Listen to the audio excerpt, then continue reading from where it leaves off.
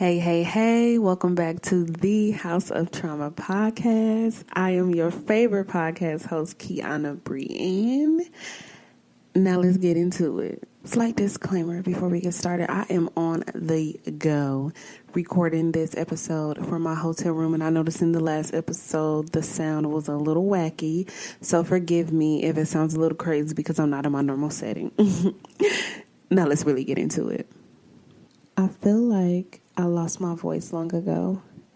Not quite literally lost my voice, but figuratively.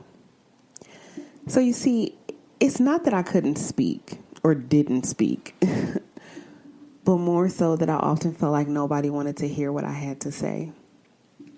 And so a lot of times I didn't say anything based off of that simple fact that I truly felt that only I cared how I felt, or that only I cared what I had to say. And sometimes I didn't speak just in an effort to keep the peace, right? A lot of people close to me come to me for advice, words of encouragement, and sometimes just to vent. And I find comfort in that. Honestly, I love that people trust me enough to confide in me and that they value my opinion. Nonetheless, it was still hard to say some of the things I guess I really wanted to say. So when I was growing up, my parents were very much those parents who had the final say. Okay? And if you had anything to say outside of what they had to say, you were wrong. You were disrespectful. And as a kid, I had been told to shut up more times than I would even want to count. And I feel like my inner child at some point was shut up for good. So myself, like some others, probably like many others, childhood silenced us in a metaphorical sense. I was abused, criticized, and occasionally met with idle threats. You know, people who lose their voice often don't feel important, don't feel like their feelings matter, and are often written off without a rational explanation and not taken seriously. This type of anguish makes you scared to speak out. These early experiences lead you to believe you must silence yourself. Yet being silenced is very traumatic, whether it's by those early forces from childhood or even forces within. When you have to silence yourself, thinking no one wants to hear what you have to say, you keep everything locked up inside, all of your feelings. And before long, you have no voice for anger, sadness, or any of the things that hurt you, which in turn creates anxiety, or some people even suffer from physical symptoms. As a result, you can't or don't protest against things that hurt you. You just take it. The reality is the most potent weapon against those silencing forces is being able to speak out or yell. Yet, you just can't. So, I have a lot of siblings. I mean, like, a lot of siblings. And growing up, the house was always full. Didn't matter if I was at mommy's house or daddy's house. The house was full, okay, with a capital F. And see, me, I'm the middle child, aka the forgotten child. So I did find it difficult to have my voice heard and to fight to have my voice heard. I'm never going to be the loudest person in the room because I just don't get down like that. And I felt in many cases I had to take the back seat for a lot of different reasons. And when you have to take the back seat so many times, it's almost like, okay, will I ever get to be at the forefront on the priority list for my parents? Like, do I ever get to ride passenger side of my parents' ride? Or will I always be in the back seat?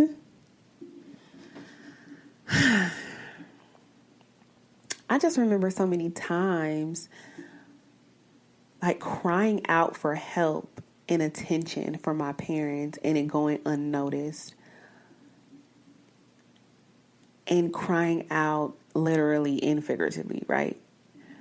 Trying to be taken serious to no avail.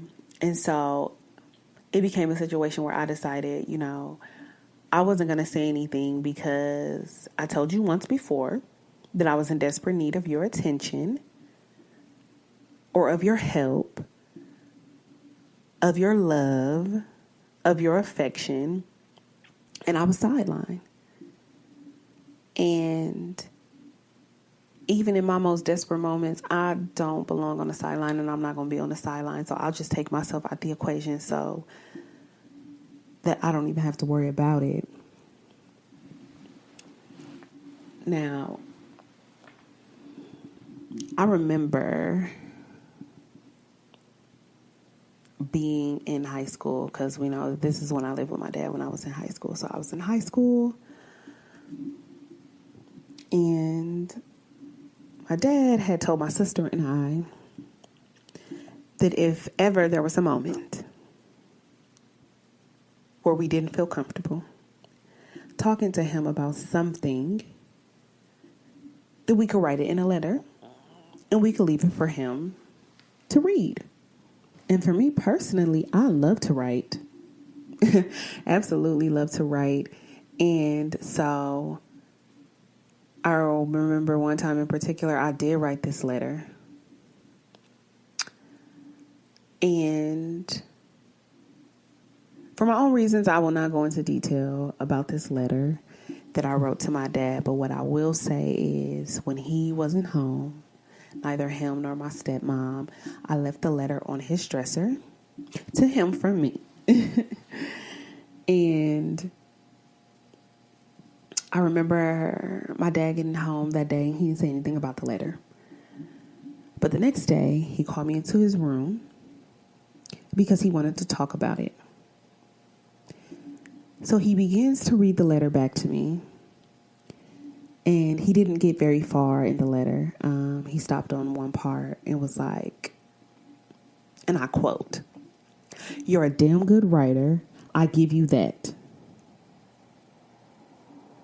Then proceeds to say his feelings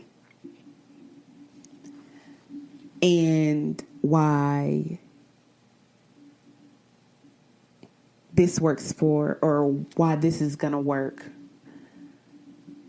his way and not my way, right? And I felt like we really didn't get far into the letter, okay? Let me say that. We did not get far into the letter at all because, again, he stopped to say, "Oh, you're a damn good writer," right? And then folds the letter back up. I mean, I remember it like it happened yesterday. Folds it back up because I folded it. He folds it back up and goes, essentially, "I'm the dad. I'm right and you're wrong. I'm big and you're small." Y'all see, Matilda, this isn't funny. Really. I'm laughing to keep from crying. It wasn't really like that deep. I don't know that he was intentionally trying to be like, I'm right and you're wrong type shit. Like, I think he was just saying, okay, well, I read the letter, you're a good writer, and anyways, I'm the parent, and this is what I'm saying. Okay? And I felt like the only thing that came out of the letter was him recognizing that I was an excellent writer, which I am still to this day. And I had been told since like the age of 10 and probably younger than that I was an excellent writer. So thanks a zillion, Dad. But the feelings I put into the letter were barely acknowledged. It was just like, for me, I felt like it was like, okay, you said this, blah, blah, blah, blah, blah. Oh, but excellent grammar. Anyways, bye. And I'm just kind of like, okay. Needless to say, I never wrote another fucking letter again.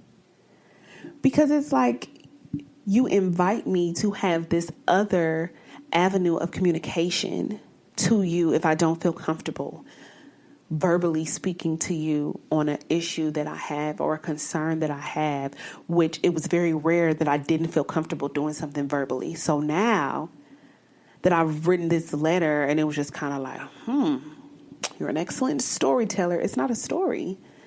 It's not a story. This was a genuine concern.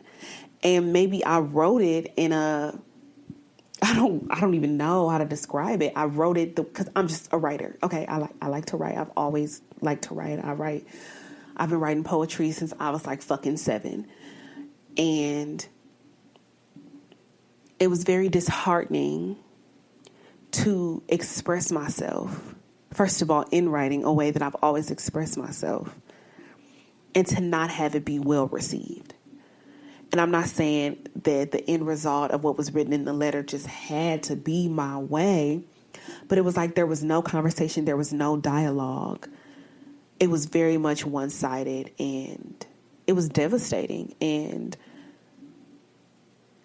in that moment is when my dad lost my trust as far as communication. And I've said this on numerous occasions. Once you lose my trust,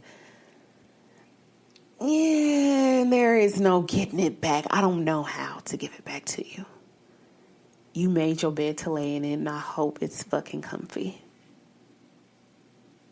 And to rewind a little bit, I remember being in middle school. I think I was in middle school, yeah.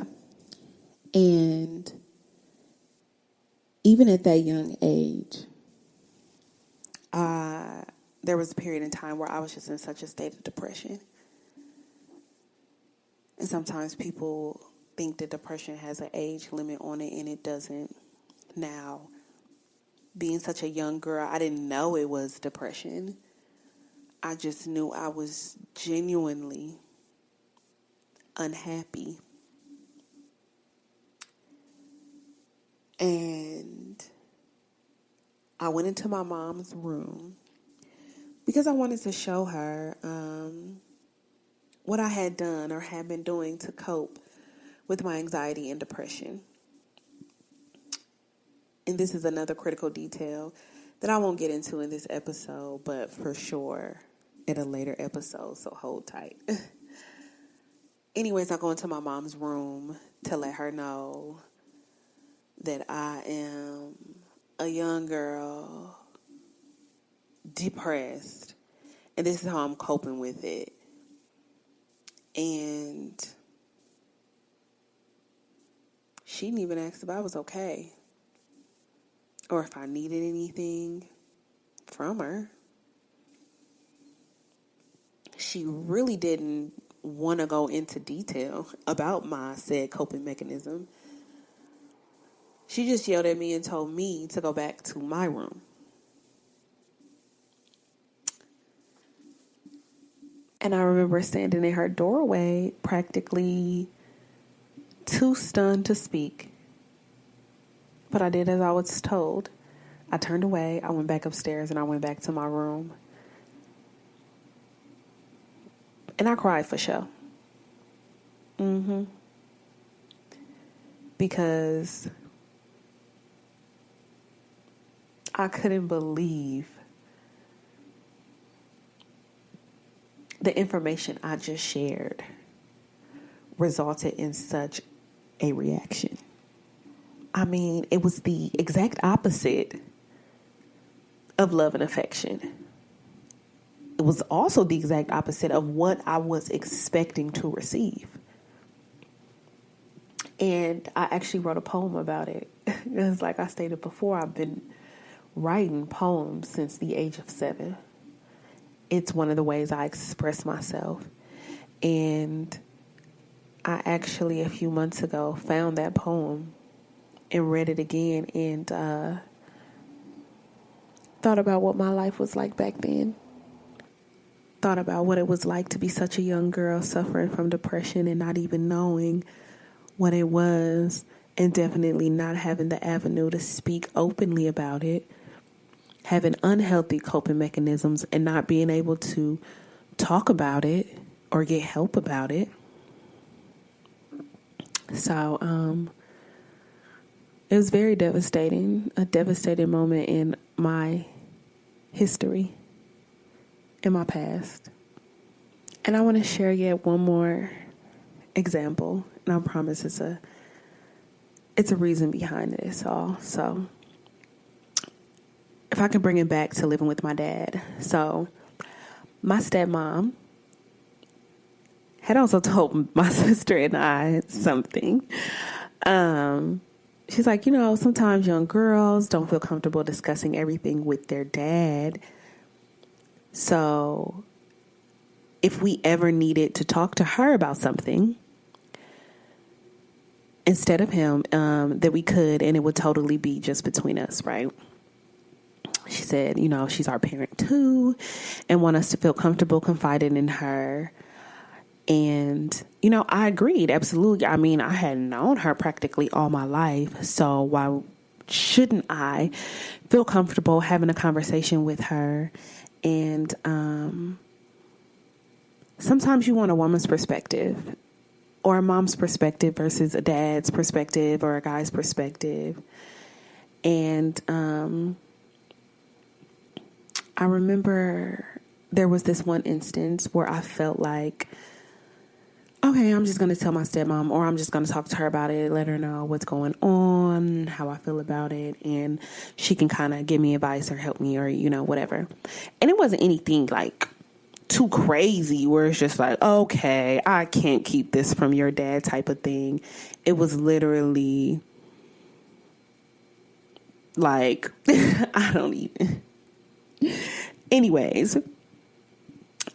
Actually, my sister and I both wanted to talk to my stepmom about this certain thing. And I would say she didn't really give us advice on the topic too much, which was strange within itself. Red flag number one. She just kind of assured us, that she understood and everything like that. And do y'all know, she tells my dad. And so how I found out, how me and my sister found out, is he came to us one day and told us, like a few days after this had all happened. So it wasn't just like months later, a year later. He's like, oh yeah, by the way, I know this one time. No, literally this was within the week. He came to us and he told us like, yeah, this is what she said y'all talked about.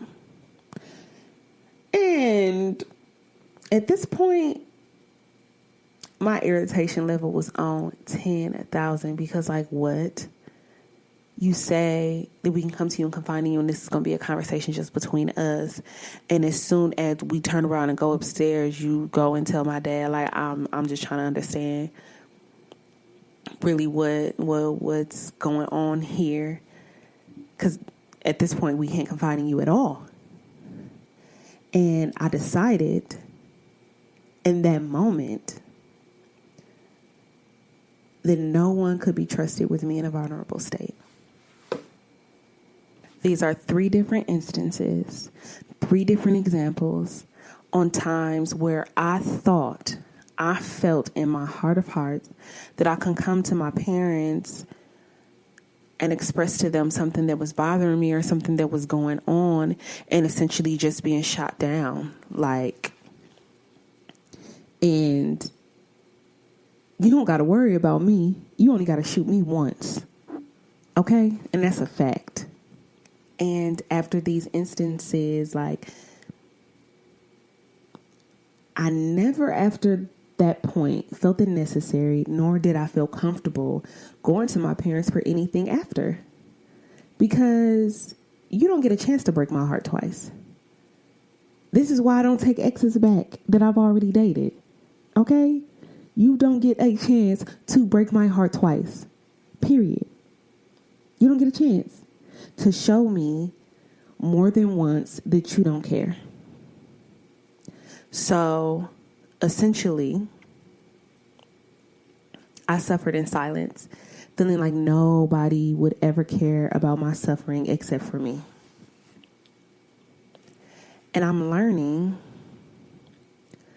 that this is why I keep people at arm's length, because I don't want anyone close to me, close enough to let my guard down and be vulnerable, because the people closest to me, like literally my own freaking parents, the people who created me and the ones who raised me, didn't handle me with care in my youth. And if you listen to episode 2, Fear of Vulnerability, I go into detail on why I don't like to be vulnerable.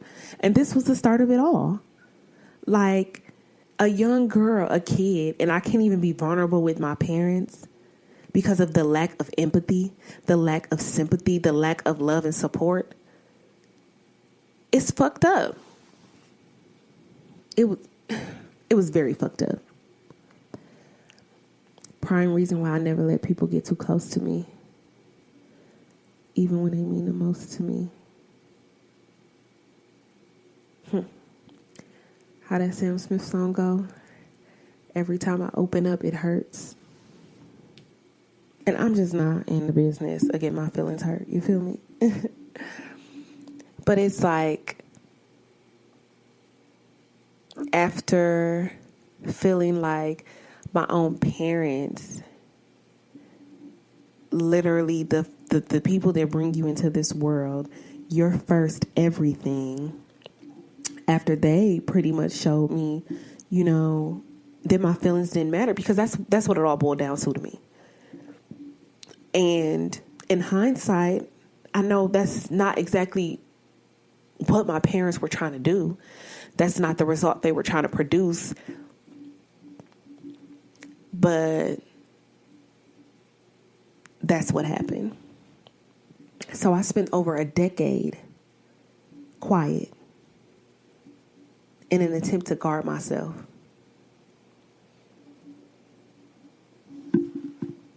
And when God spoke to me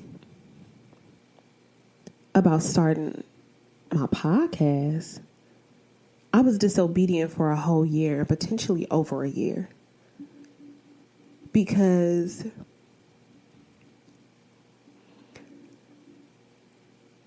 not only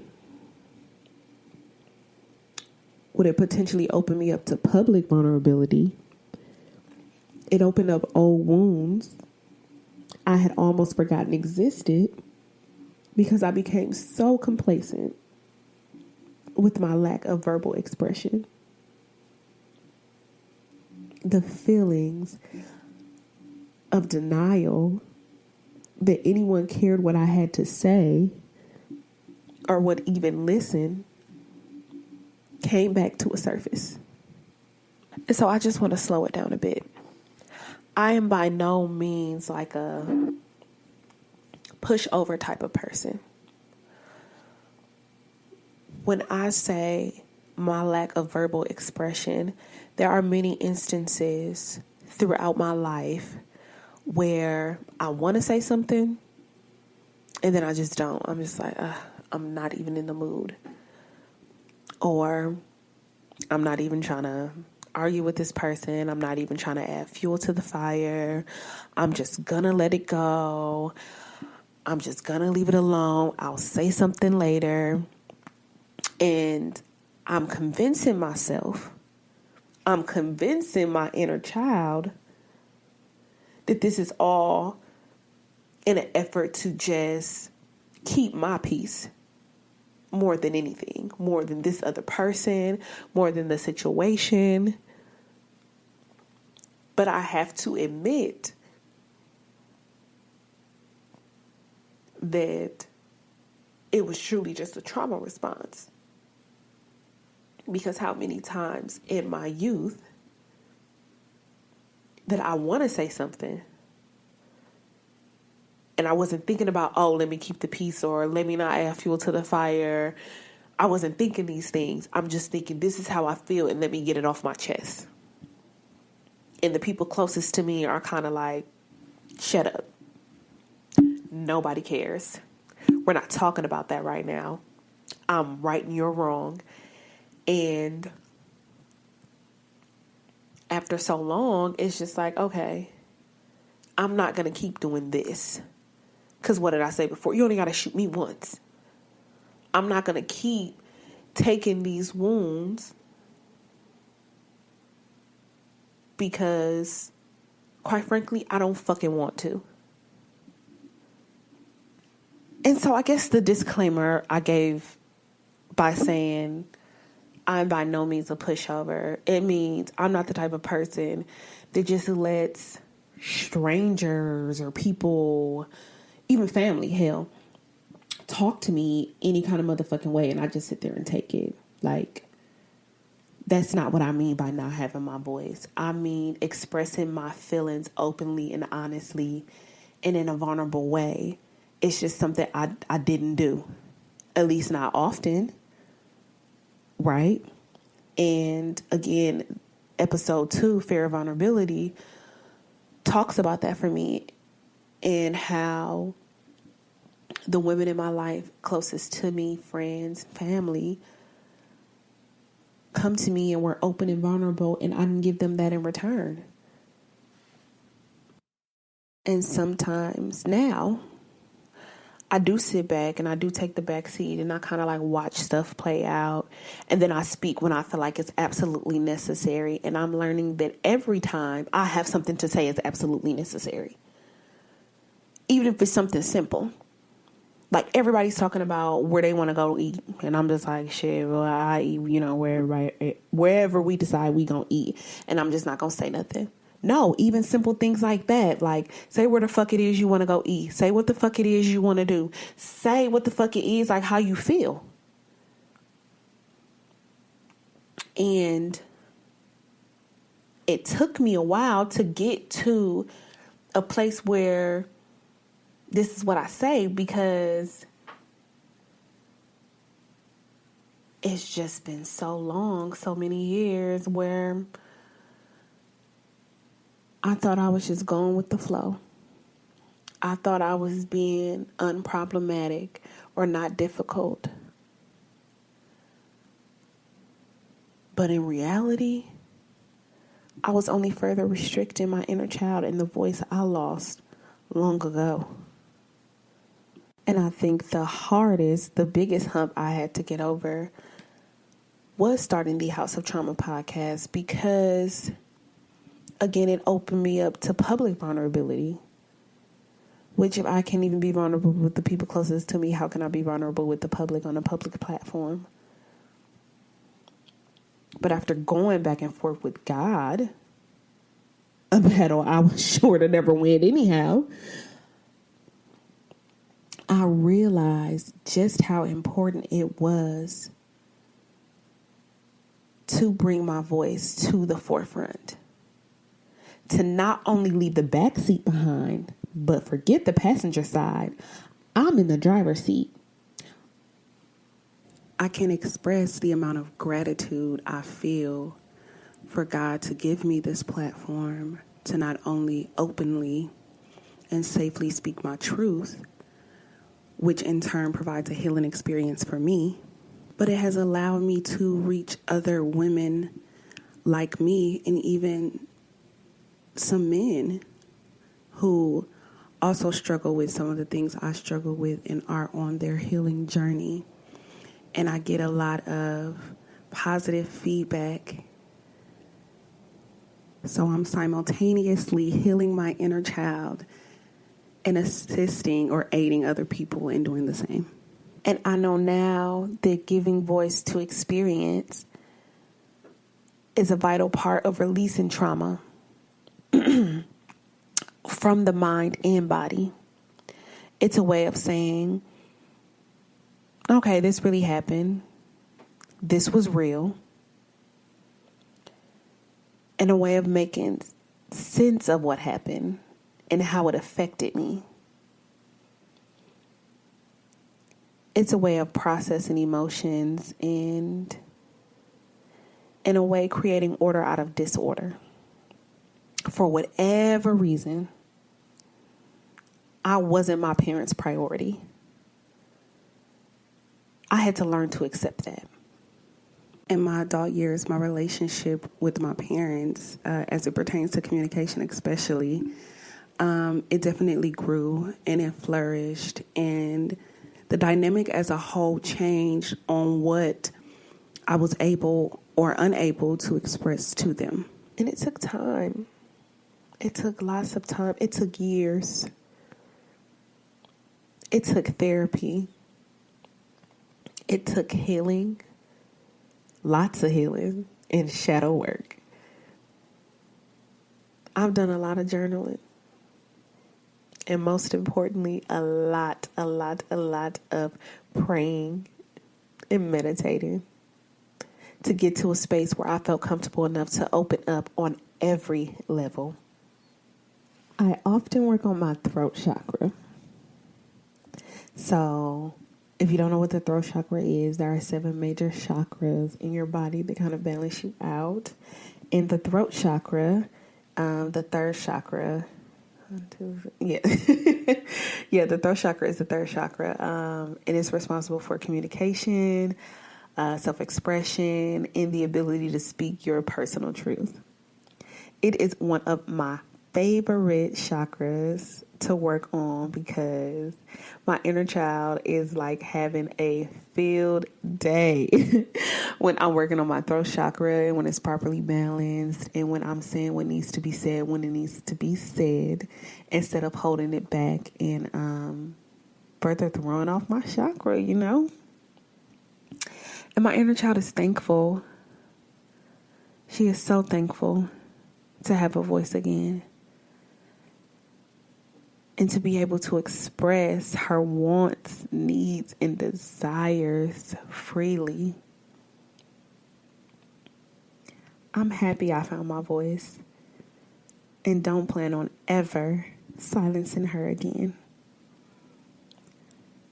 My Dallas bestie always tells me my voice is going to take me places. And sometimes the very thing we thought was our greatest weakness then becomes our greatest strength. My name is Kiana Brianne. This is the House of Trauma podcast. I'll see you next week.